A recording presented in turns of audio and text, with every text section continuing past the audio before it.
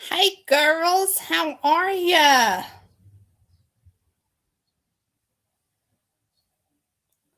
How goes it?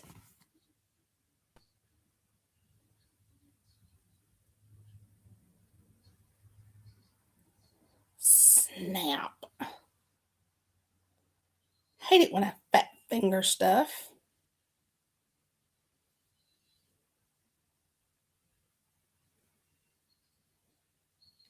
Glad to see you girls are doing well.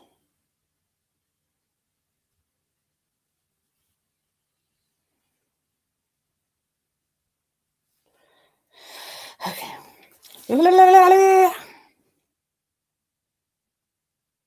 God, this cover is sexy. Look at her cover. Shirley, where are you from? What part of the world do you hail from?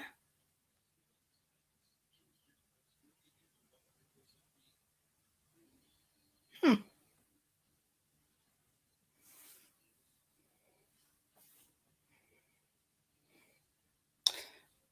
Vincy, I don't think I'm gonna get snow. I think it's gonna bypass us. Tim McNulty will be getting it, so take this off just a little bit. Oh, yeah, yeah. Chicago. Woohoo. So, do you have snow up there right now? Are you guys getting hit with snow? Flat spot in my head. Huh.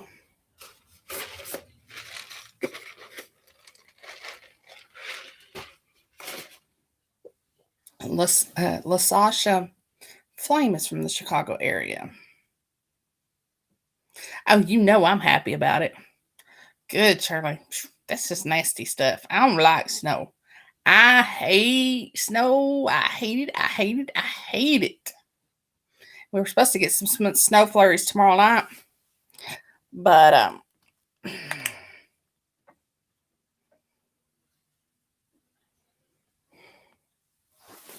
see how that is.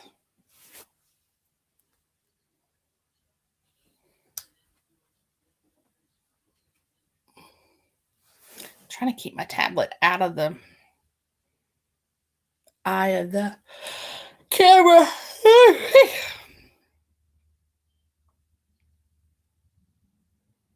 Yeah, I don't like snow. Mm-mm. Nina was wanting me to take pictures of it tomorrow night and told her I would, but it don't look like I'm gonna be able to get pictures. So we were just supposed to get flurries. I wasn't even gonna get. We might not even get that here. Um, but all the snow is gonna be past us mostly.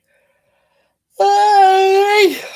See, I talk about snow and my body goes into hibernation just automatically.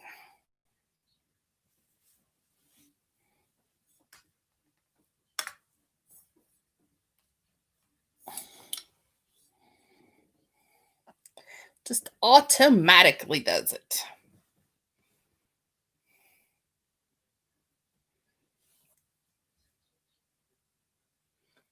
I think Jackie's supposed to get snow. She's in Ohio.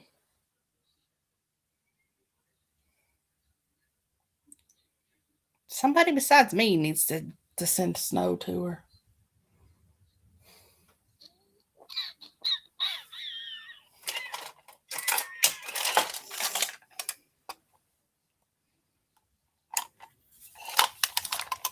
I have a stylus in here.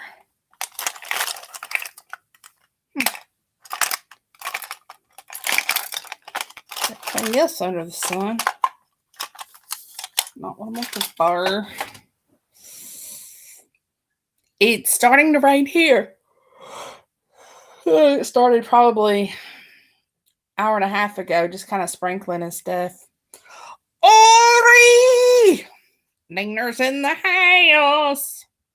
Neener, I lied to you. I had book 2 down. Book 1 is Embrace the Darkness. And I want you to know these covers are hot. She might not show up, but these covers are hot.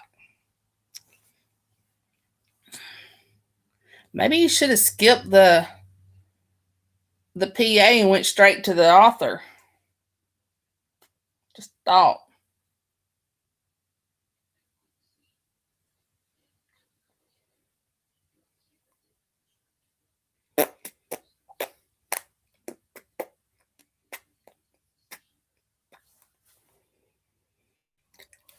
Oh, goodness. Make me stop yawning. I'm ready to stop yawning.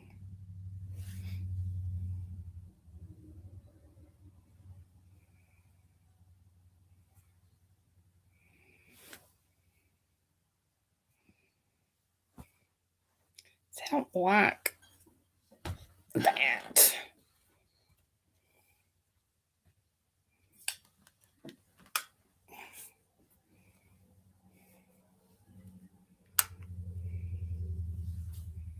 Okay, this might work, huh?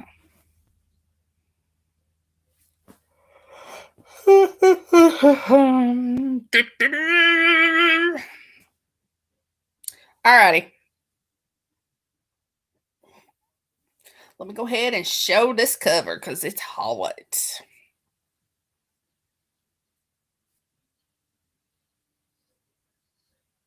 You see that?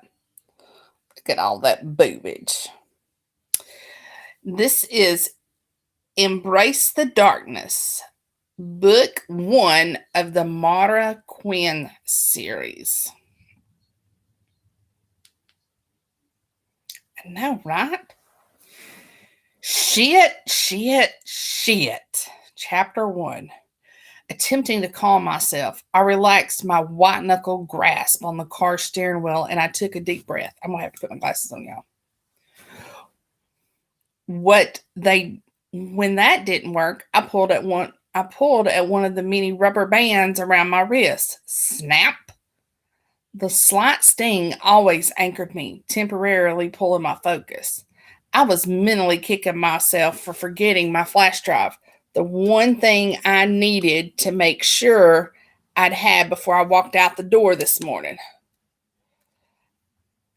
I held my slide presentation for my afternoon psychology class.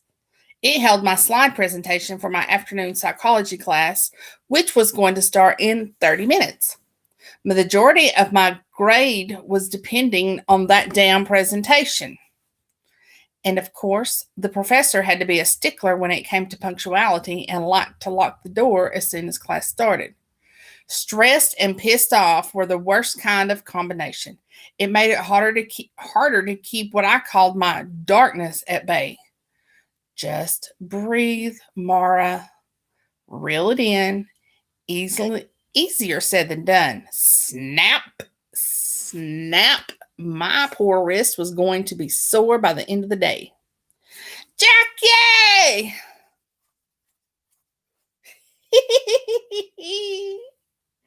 Oh, let me show you the cover. It's hot.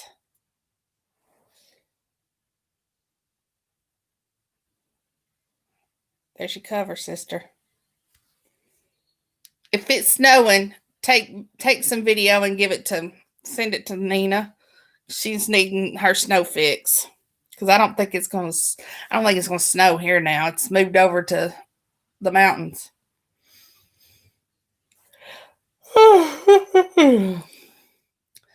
Driving more than 10 miles per hour over the speed limit, I pulled up to the little townhouse community located 30 minutes outside of Trinity College, which I'd managed to cut down to 20. I whipped my black Audi into my reserved spot like a bad stunt driver and paused when I noticed my boyfriend's Jeep parked in the spot next to mine. He was supposed to be at work. Bum, bum, bum, bum. I would turn on some music, but my speaker is in the kitchen where I was playing Christmas music while I was cooking cookies today. Tom, my boyfriend of just a little over a year, has started working at a law firm downtown. Things had been moving along great for him there. His boss had assigned him his first case, one that'd been demanding a lot of his time, especially his nights and weekends. I'd never admitted out loud, but I was kind of relieved he was so busy. Tom had graduated last May. The summer off together had been nice. When I'd had to return to school this fall, he'd been bored at home, still looking for a job. Our relationship had become strained. My first 3 weeks back in class, all we'd done was fine. He'd wanted attention and thrown fits when I couldn't give it to him. I was working on my master's in behavioral psychology, and the workload was atrocious. Tom had not been understanding of that. Instead, he'd made a point to make me feel guilty that my every waking minute of every day hadn't been dedicated to him. Sighing, exhausted by the memory, I tried to remind myself it had been a difficult time for us both. The universe had decided to grant us a reprieve when he'd been offered his dream job. He was busy. I was busy. Things were better. Despite his faults, Tom could be sweet and charming and had the sexy, intelligent appeal.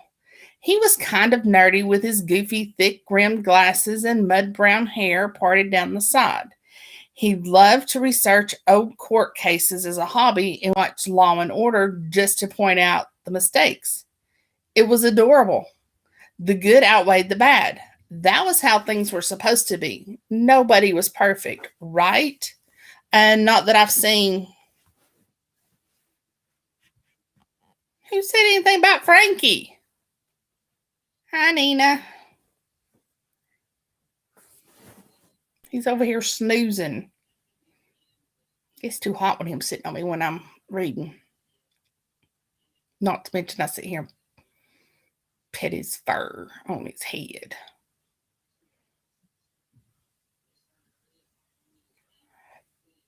The best of all attributes. He was normal. He came from a normal family. He lived a normal life with normal thoughts and aspirations. Just being around him made me feel normal, which was something I wanted for a long time. Was I getting tired of saying the word normal? Yes. I honestly hated the stupid word more days than not lately, but it was what I needed. It was what I dedicated the last 6 years of my life to maintaining. That word was broke up at the end of a sentence, and I was having a hard time figuring it out. There's no going back. I jumped out of my car with my house key at the ready. In my pursuit of the flash drive, I rushed through the front door and dropped my purse on the coffee table in the living room before dashing up the stairs and heading down to the hall straight to our room. I was so focused on grabbing my flash drive and leaving as fast as I could, I didn't really pay attention to my surroundings. Or else I would have noticed right away something wasn't right. I beelined for my nightstand where I'd put my flash drive the night before. From the bathroom connected to our room, I heard the shower running. Tom must be in the shower, I mused, as I shoved the small black drive into the front pocket of my jeans. Because I was in such a rush, I debated whether I should just leave without saying a word to him or poke my head into the bathroom to say a quick hi before rushing back out the door. I decided on the latter. If he found out I'd come and gone without caring to see him, I'd never hear the end of it. Be more caring and understanding, Maura. Tom was a sensitive man. Not saying I wasn't. It was just lately. I'd been trying very hard to ignore the fact it sometimes felt like a chore to have to be understanding toward his feelings. For the 100th time, I reminded myself Tom was different. He was a good man, a normal man, even if he could be a big man baby sometimes. He was extremely different than the men I'd grown up with. That was for sure. Stop thinking about them. They're your past, not your future. Tom is your future. I had to stop comparing my life to what it had been before. I shook my head to clear the unwanted thoughts before heading toward the bathroom door to get my hi sweetie, bye sweetie over with so I could drive like a mad woman back to campus. Reaching out to push the door, I paused. What the fuck? The sound of a feminine giggle slammed into me like a semi-truck. Hey, Miss Ashley.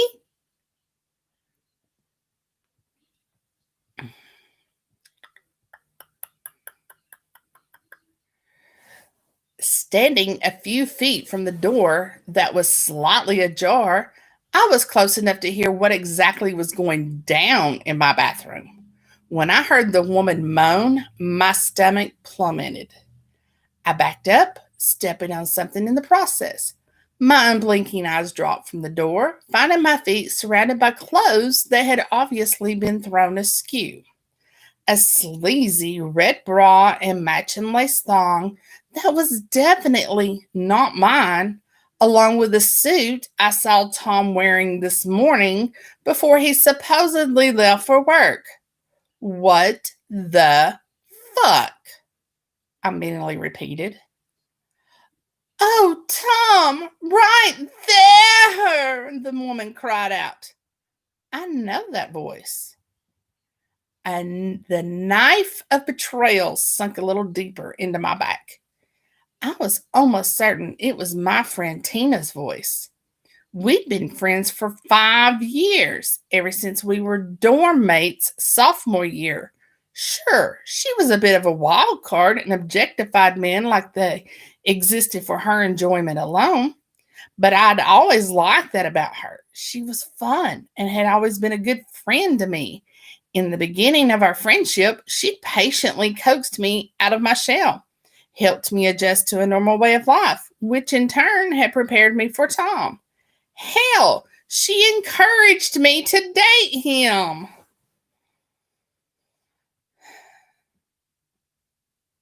I never would have thought she'd. We just had lunch yesterday. The entire time I'd vented about mine and Tom's problems, and the bitch had just sat there pretending to be my friend while giving me advice. I took another step back, trying to mentally remove myself from what was happening. I needed a moment to process everything. My emotions were threatening to take over, and letting that happen was never wise. My father's voice echoed in my head, warning me not to chase the rabbit. Stay in control.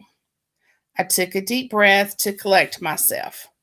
Once I had most of my pressing emotions locked up, I tried to think of how I was going to handle this. Should I barge in there and watch them flounder at being caught? Should I go downstairs and wait for them to finish? Or should I go to class and pretend I didn't see anything? Pretending seemed like the easiest and most appealing option, but what did that say about me? Could I really look the other way? I'd never been that type to allow others to walk all over me. So why was I okay with it now? Damn it, I don't know. The water in the bathroom shut off, interrupting my internal debate. My eyes darted around the room, catching on the door to my walk-in closet. It was the closest place I could get to as the bathroom door started to open. I dashed into the tiny room, regretting it instantly. The closet, really, Maura? I left the door cracked, giving the windowless room a little light. Apparently, I was a glutton for pain because I couldn't stop myself from peeking out as Tom and most definitely Tina stepped out of the bathroom. You don't want to see this, I told myself, but I couldn't look away. They were both naked, dripping wet from their shower. I watched my boyfriend carry my friend with her legs wrapped around his waist. Their lips were glued to each other while their tongues played tonsil hockey. One of his hands slid between them, making her squirm in his arms. Unable to remove my gaze, I couldn't help but compare what they were doing with what he did with me. The way he touched her, his fingers between her legs. I knew how those fingers felt, soft but firm as he stroked my sensitive flesh. I think I'm going to be sick. He threw her on the bed, amping up their foreplay to rough passion, then climbed over her and thrust little Tom between her legs. I covered my ears as she gave a gag worthy performance by screaming out his name before they started going at it like rabbits. The sounds made me feel like I was trapped in a bad porno.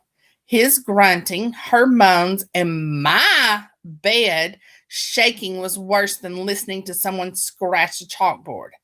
I stepped away from the door in a futile attempt to put space between us. Less than 5 minutes later, I assumed because I knew from experience he couldn't hold out very long, the noises subsided.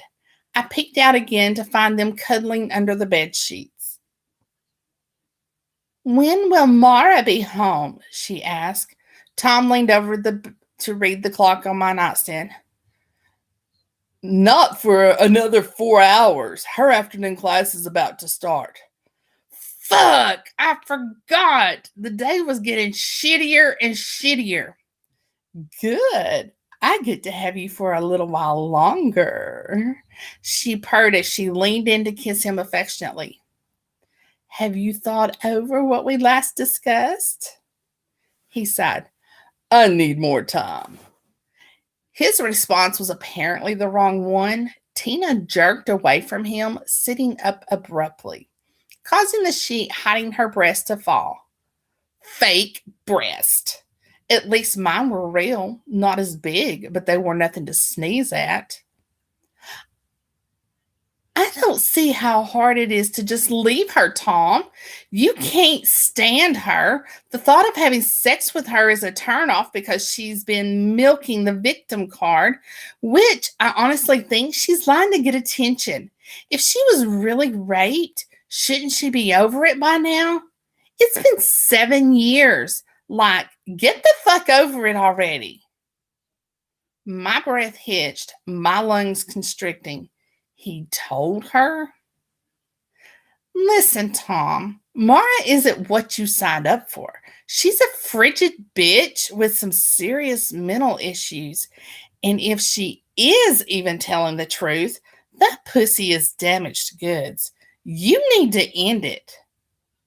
My spine went ramrod straight. For years, I'd been working to close the wounds that horrible night had left behind. It hadn't been easy. Most of the time, it had felt like a nerve ending uphill battle. I was still healing. I still had cracks where the gaping wounds used to be. Hearing her cruel words, it was like her bony fingers slipped through my cracks, ripping me open to expose all my pain and insecurities. I trusted them. I knew there were bad people in this world. Gosh, did I know. But there weren't supposed to be any in this new life I'd made for myself. Everything was supposed to be normal. Was the universe trying to tell me that I was doomed to only know bad people? My assumptions and expectations about this life were just blown to smithereens by two people I thought cared about me. Yeah, I think the universe just made my fate perfectly fucking clear. He sighed again. "I know, you're right." My whole body started shaking. How did I let this happen? Everything in me hurt. My chest burned.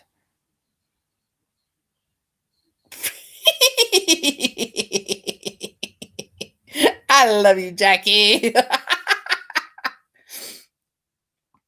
If I hadn't have done it before, I'd have definitely done it right then. My whole body started shaking. How did I let this happen? Everything in me hurt. My chest burned with anger, but above all, my entire being, my soul, felt exposed. The battle going on inside of me was making the walls of the small closet close in and the air non existent. I was having a panic attack. I'd had a few in the past, so I recognized all the signs. The best way to stop it was to regain control. I tried to grab a hold of said control through the black hole of my overwhelming emotions, only to have it slip through my fingers like the sand. I couldn't get a firm grip. not with a constant reminder in the other room. Then get rid of the reminder, my darkness whispered from deep, very deep within me. No, I shook my head violently. I can't go back. The pain intensified in my chest. Sweat beaded on my skin, plastering my hair to my neck and face. Temptation slithered inside me as my panic attack worsened. My darkness rose and rose as my will faltered. I shouldn't have given in, but I was helpless to stop it. Enveloping me like warm water in a bath, the darkness consumed me, breaking to the surface. I didn't know how much time had passed. A minute, 2 minutes? I wasn't sure, but the change in me was fast. A strange calmness took over, banishing the attack that had wreaked havoc on my body. It felt like a different being controlled me with its own thoughts and feelings, except it wasn't a different being. It was me, a part of me, the darkness I'd suppressed for so long in my attempt to be normal. Now the seal was broken. As I reached for my gun safe on the shelf, oh snap, I found myself numb. The oh snap was me, y'all.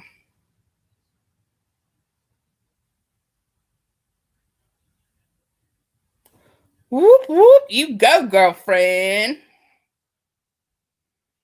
99 cents, Jackie.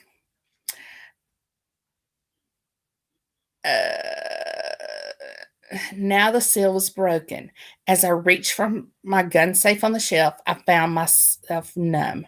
There was no internal debate or unsettled feelings with what I was about to do, just purpose. The gun had been a gift from my father before I'd left for college as a means to protect myself. I entered in the safe's code and pulled out a sleek silver pistol and matching silencer. The silencer had been a gift from my father's enforcer, Jameson. My family was complicated. I screwed on the silencer as I listened in on what was going on in the other room. Tom was talking about going downstairs to get something, then teased Tina about round two. I scrunched up my nose. I peeked out to see Tom leaving the room in only his boxers. Tina was laying on her stomach, playing on her phone. Her back was to me, which was giving me a direct view of her skanky ass. I pushed open the closet door soundlessly and stepped toward the bed. The floor creaked beneath my foot. The sound wasn't loud, but still pierced the silence like a bowling ball tossed through a china shop. I froze. Back for round two, baby, she teased, turning around. Her eyes widened when they met mine. I was too quick for her to react any other way. Raising my gun, I struck her as hard as I could across the temple. Her body flew back on the bed, unconscious, blood trickling down the side of her face. I took a seat next to her legs on the bed and waited. Tom had a smile on his face and a bounce in his step when he returned, until he saw me. His smile fell as he stood frozen in shock. He noticed my gun before his focus shifted to Tina behind me. Fear took root in his light brown eyes. He lifted his hands, palms out. I knew he was going to try to explain, spewing nothing but excuses. It was what any cheating, lying bastard would do. What he didn't know was that he was already dead to me. He opened his mouth to speak. I took aim just like my father had taught me and shot him in the knee. He yelled out in pain, falling to the floor. Time ceased as I stood to make my way over to him. I didn't rush, even though I probably should have with how loud he was being, but I couldn't bring myself to move any faster. I wanted him to suffer. If I hadn't been so pissed off, it would have been comical the way he was rolling on the floor, cradling his knee, writhing in pain. I used the toe of my boot to push him in onto his back and held him there. I aimed my pistol again, then started emptying the clip into his groin, pulling the trigger over and over again. His body jerked beneath my foot, his screams filling the room. I kept pulling the trigger, counting each release until I was down to the last bullet. I put that into his head. The screaming came to an abrupt stop, but it still rang in my ears. I glanced over at Tina, still lying there unconscious. Her chest rose and fell with even breaths. With empty pistol in hand, I walked back to the bed, only slowly to scoop up the silk tie Tom had been wearing that day off the floor. I set my gun on the nightstand next to the bed before I rolled Tina onto her stomach. I climbed onto the bed to straddle her back, pinning her arms beneath my legs. Wrapping Tom's tie around her neck twice, I got a good grip and pulled it tight with all my strength. She came to when her airway was cut off. She thrashed beneath me. I pulled the tie even tighter until my muscles burned and my arms started to shake. She struggled longer than I thought she would. Long after her body stilled, I released my hold on the tie. With labored breaths, I climbed off her, grabbed my gun, and calmly made my way downstairs. Daddy, I need a cleanup.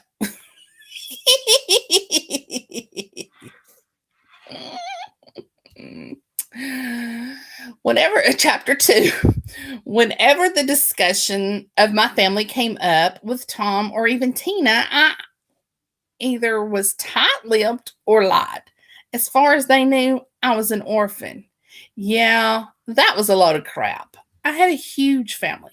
Some of them I missed, and some I could go the rest of my life without seeing ever again. But keeping who they were a secret was imperative. So it was best to pretend they didn't exist at all. Pulling my cell phone from my purse, I sat on the couch, sinking into myself. I closed my eyes to help calm my racing heart. What I'd done was unforgivable. I understood that, but I wasn't looking for forgiveness. There was zero guilt on the emotional roller coaster currently doing loops and steep drops in the pit of my stomach. I was stressing about what was going to happen next, or rather, what I needed to do next. Upstairs, the bodies, I was completely out of my depth when it came to cleaning the mess up. I was just kidding when I said, Daddy, I need a cleanup. But it works, huh? Upstairs, the body, I was completely out of my depth when it came to cleaning the mess up. I didn't even know where to begin, nor was I going to try. If I did, I might as well take my own ass to prison.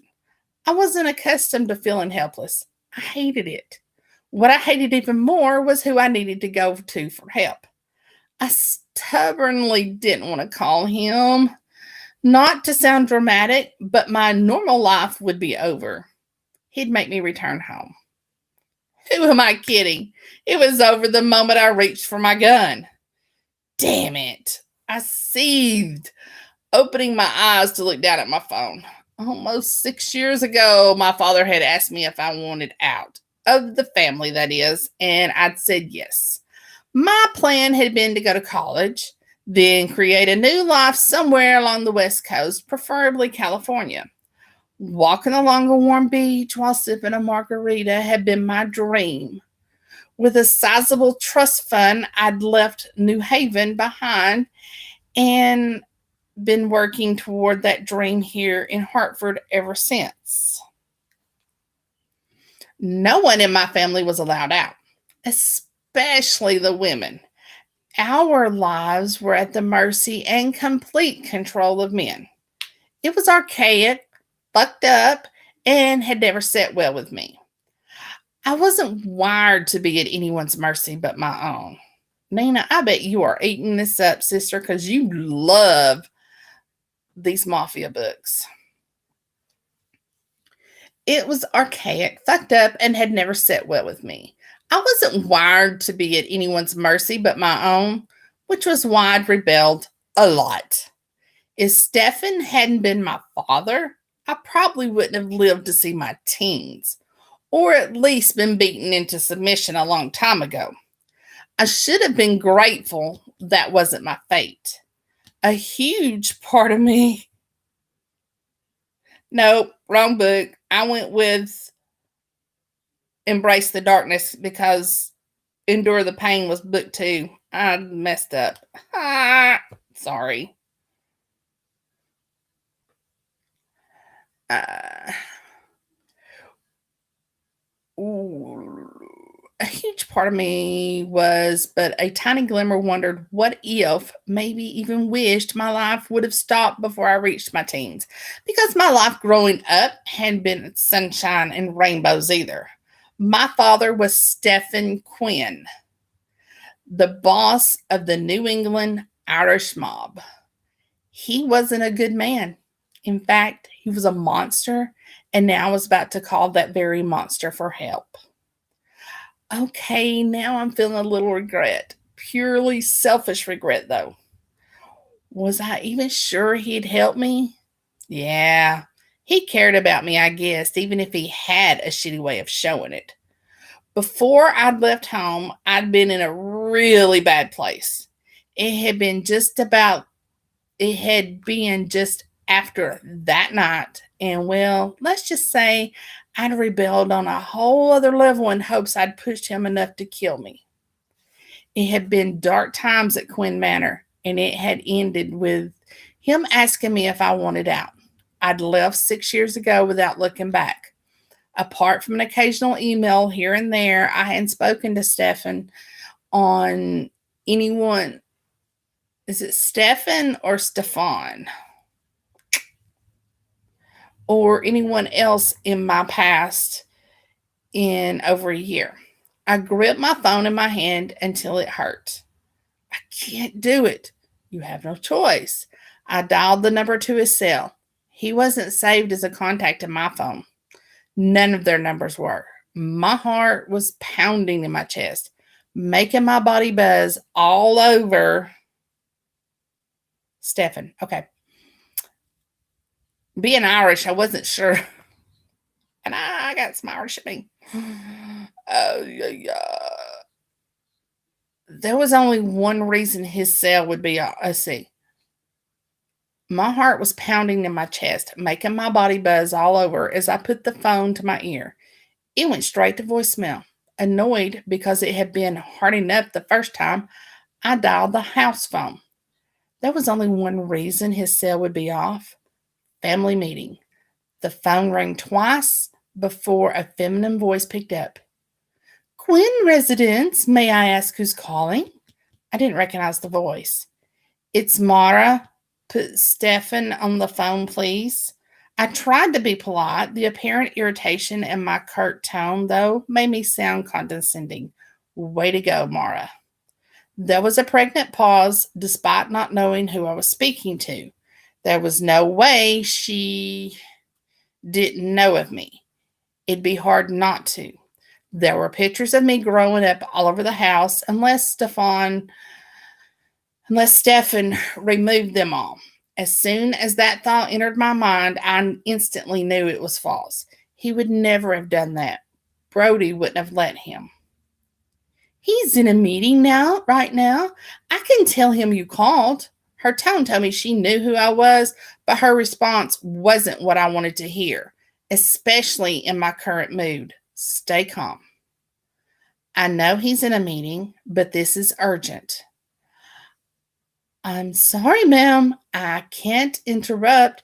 Ma'am, it never mattered if Stefan was in a meeting or naked in the shower. If I, his daughter, needed him, one was to put him on the phone. If Brody had answered, I'd already be speaking with my father. I didn't ask what you can or can't do. So much for staying calm, Maura. Then again, I'd never claimed I was perfect. This was really hard for me. I just needed to get Stefan on the phone before I lost my nerve. Excuse me? She drawled. This was going nowhere fast. I needed to backtrack instead of acting like an asshole. Listen, I sighed. I wouldn't be calling if it wasn't important. Believe me, it's an emergency. That's unfortunate. I'll let him know you called, or you're welcome to call back at another time. Have a wonderful day, ma'am. She ended the call in a chipper tone that screamed sarcasm. I dropped the phone from my ear to look at it in disbelief. Sure enough, the screen showed the call had ended. What the fuck? That was becoming my new favorite phrase today. I was fuming, frantically bouncing my knee like a tweaker jonesing for their next fix. I debated on waiting to see if Stefan would call me back. Something about that lady didn't sit right with me. She wasn't going to tell him I called. There was one more person I could call, Jamie. He always had his phone on, even during meetings. He had to because of his position. I dialed his number and as I pressed the phone to my ear, memories of when I had been 17, beaten, bloody, and hiding in the bathroom at a party flashed behind my eyes. Wow. Lock that shit down. Now is not the time. Taking a shaky deep breath, I listened to the rings, counting them. On the fifth ring, I wasn't feeling optimistic and started preparing myself to leave him a message on the voicemail. Before the sixth ring, the mumbling sound of multiple voices talking in the distance filled the silence through the phone. Maura. Jamie's deep, silky voice purred into my ear, his tone filled with disbelief. Jamie. Shit, what do I say? Mara's on the phone. I'm trying to get that deep voice out. Sorry. Mara's on the phone. I heard Stefan ask Jamie, and the mumbling voices in the background went quiet. Maura, Jamie said again. Deep breath. I need Stefan. Great. I sounded pathetic.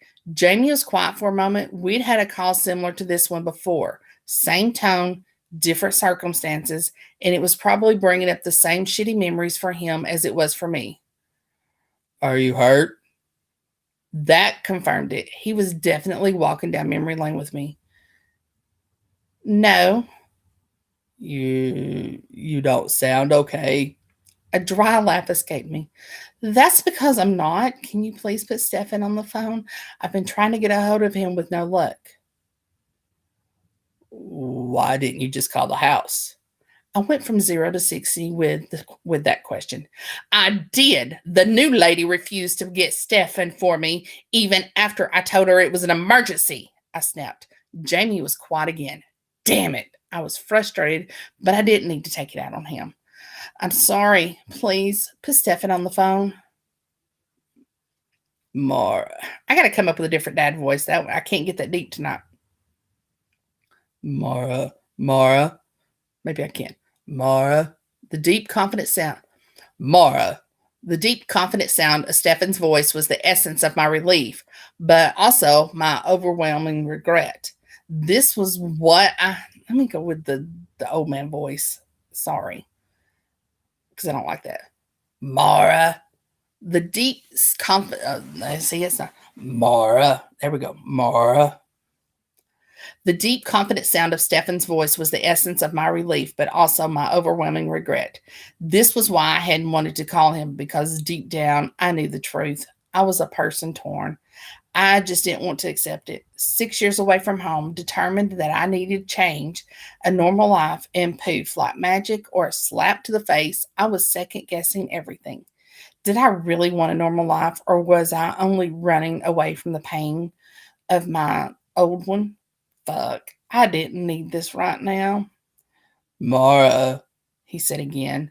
Maura, there we go. Maura, he said again, more firmly this time, making me realize I hadn't responded to him. I took a second to choose my words carefully. With a mob boss as a father, you learn never to say anything incriminating over the phone. You didn't know who might be listening. I'm coming home. I really did, Maura. You can't show him weakness. But I need help. Jamie might be the right person to send, I said, sounding monotone. Silence stretched between us. Asking for help wasn't something I did. I'd always been independent and self-sufficient. Telling him I was coming home was probably the last thing he'd expected me to say as well, seeing how I'd given everyone the one finger salute as I walked out the door 6 years ago. I was stubborn. It was my gift as well as my curse, and he knew this better than anyone. So I was sure it wouldn't take him long to figure out I was up shit creek without a paddle if I was willing to swallow my pride and come back crawling back home. He's on his way. I nodded, then realized he couldn't see me. Okay. I leaned back into the couch, suddenly feeling very tired. I'd been so tense, sitting stiffly. Now my muscles were starting to ache, my arms more so. It was the adrenaline. It was wearing off, and the urge to cry was strong. I never cried. At least not for a long time I hadn't, and definitely not in front of others.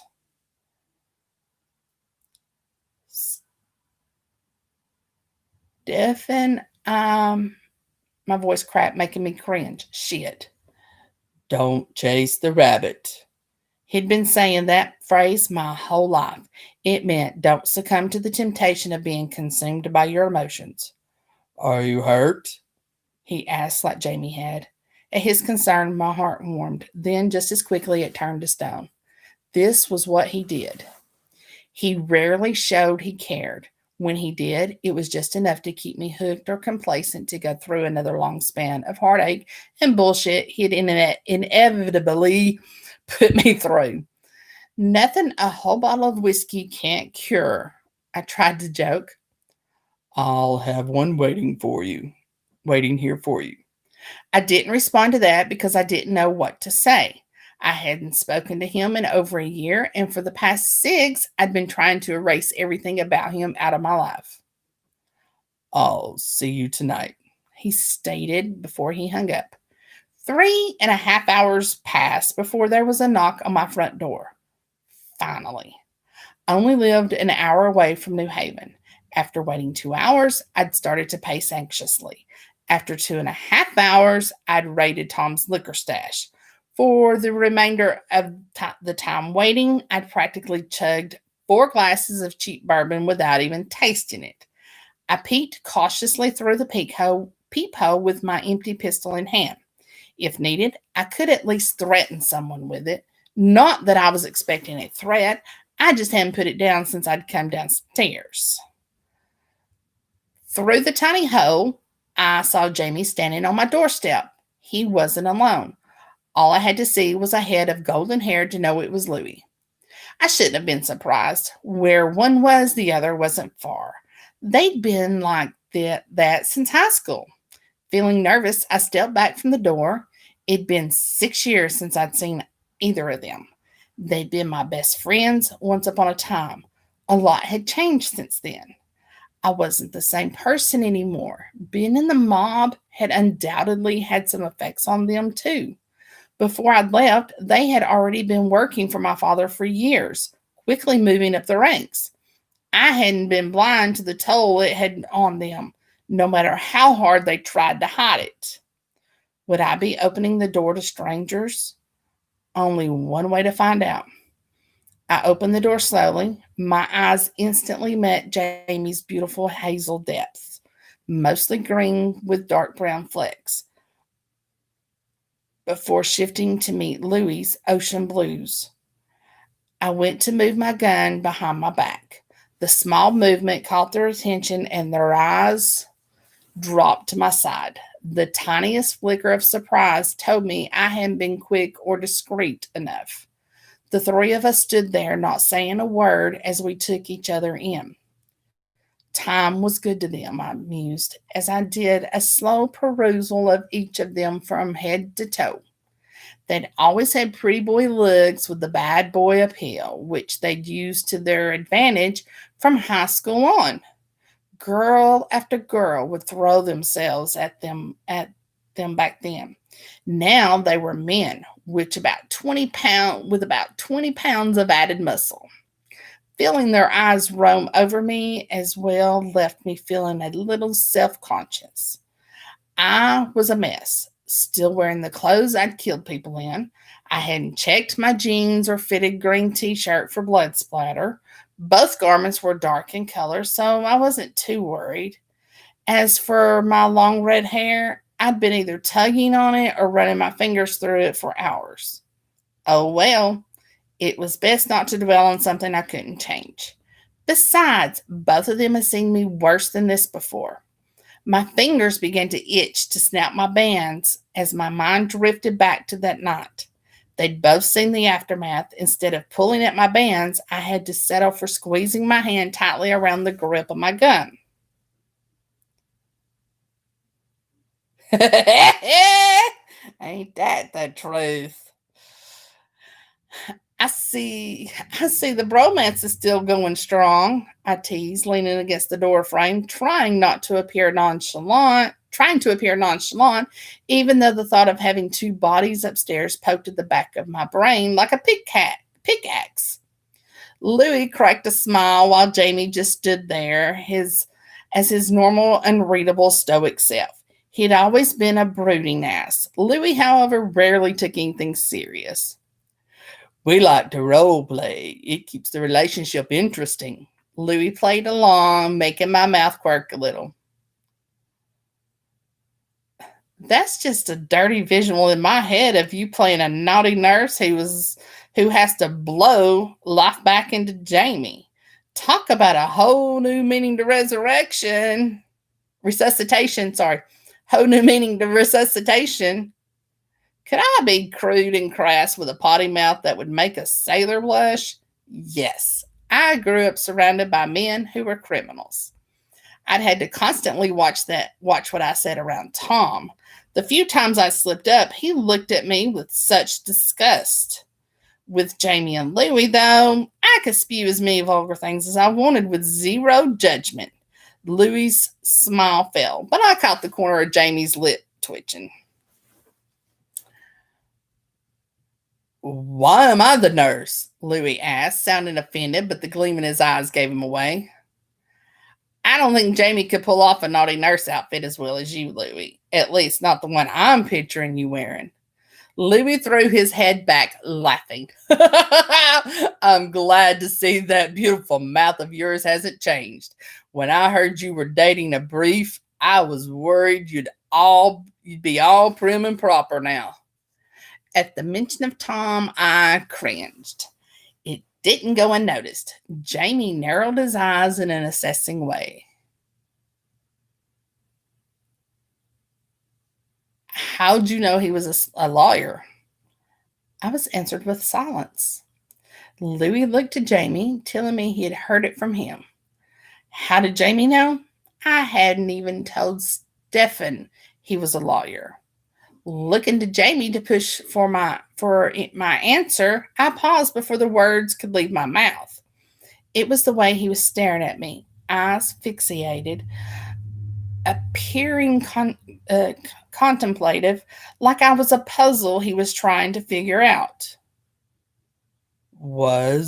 He questioned with a slight tilt of his head. I shouldn't have been surprised Jamie had caught that. He had always been perceptive, just like Stefan. Jamie and I had grown up together under the same roof. His father, Liam, had been Stefan's best friend and used to be the family's head enforcer until he'd been killed when Jamie had been 3 years old. After the tragic loss, Stefan had stepped in as a father figure, helped raise him, and groomed him to one day take his father's place. I repeated, pushing from the doorframe. Jamie's eyebrows rose. Why else would I have asked for him and not Stefan to come get me? Why not just drive home instead of asking for help, which was something I didn't do? These were the questions I knew were running through his mind.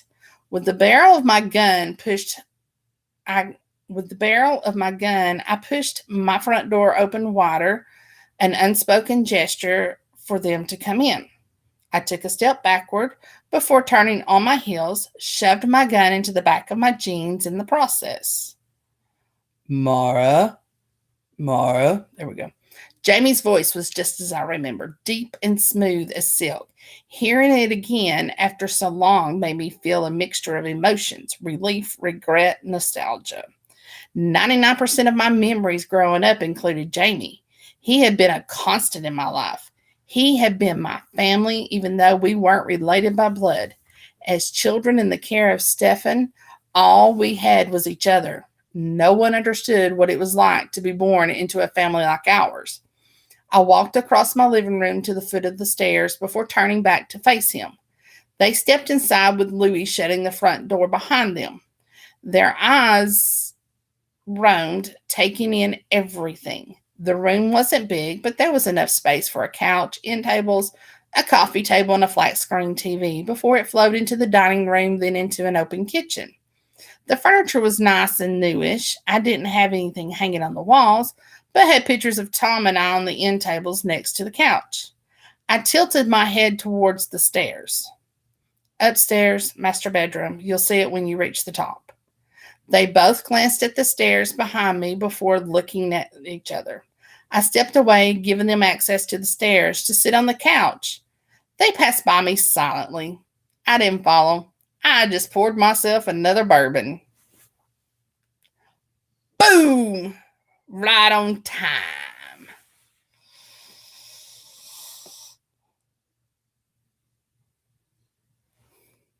I'm not reading chapter 3, y'all. So, what'd you think? Ooh, boy, my voice only lasts for about an hour these days.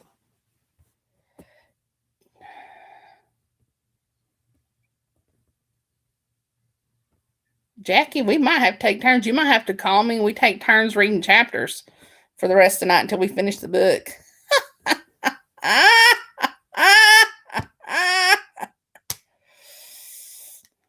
Well, call me and we'll take turns. Sorry. Hey, Ashley, is this a reverse harem? I didn't even look. I have no clue.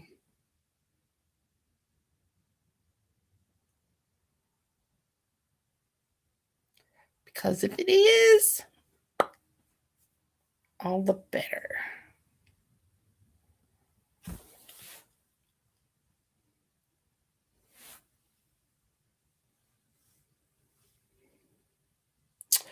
Menage, reverse harem, whatever.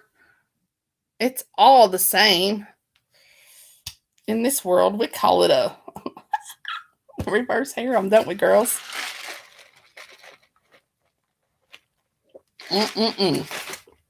We do like these, don't we? I guess I need to go buy the book, though, because it ain't gonna get read for a while longer.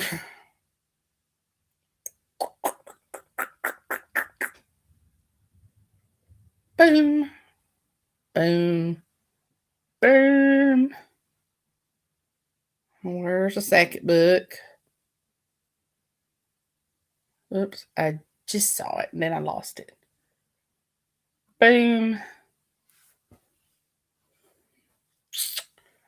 There she blows.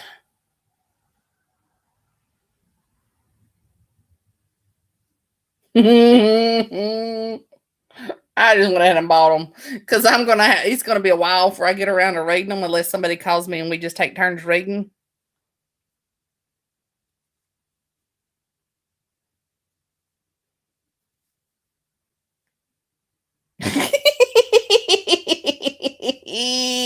I knew you couldn't resist it, sister.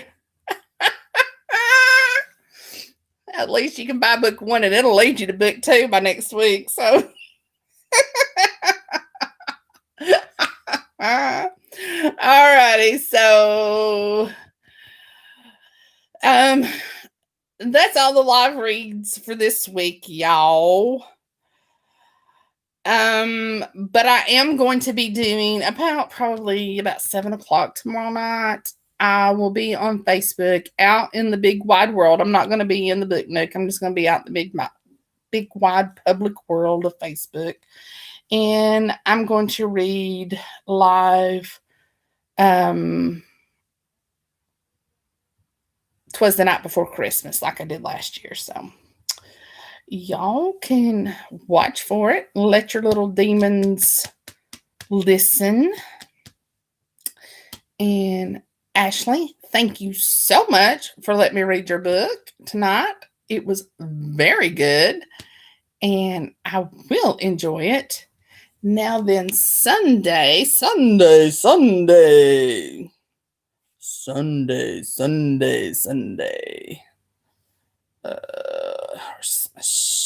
Not that. Don't need that one. I need that one.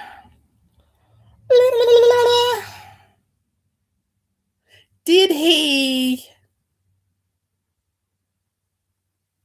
Thank you, darling. Oh yeah, they're definitely going to come see her. All righty. "'Twas the night before Christmas." I should do it in my Grinch voice. "'Twas the night before Christmas, and all through the house."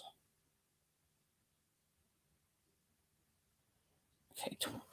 Now then, Sunday at 1 o'clock, I will be reading R.E. Bond, and I don't have the book. I'll have to figure out what book I'm reading of hers. But I will be reading R.E. Bond.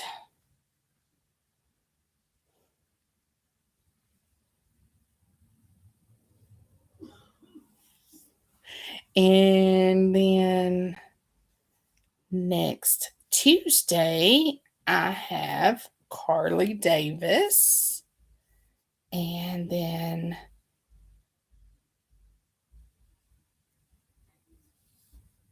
Wednesday, I have C.E. Lashua, I think. And I will be reading hers. And that's it for the year. Whoop, whoop. "'Twas the night before Christmas, and all through the house." If I had the Grinch book, Dr. Seuss's Grinch book, I could read it, couldn't I? All right, ladies, it's time to get off from here. I need to go chillax because I got lots to do tomorrow.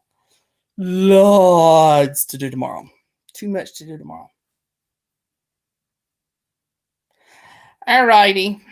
One of the girls will remind you, because I'll forget. I always forget until I get on here and I'm like, oh, somebody remind Jackie. So, all right, everybody, have a good evening. Merry Christmas to you guys, because I may not talk to you before then. But Merry Christmas to you guys, and have a wonderful, wonderful holiday with your families.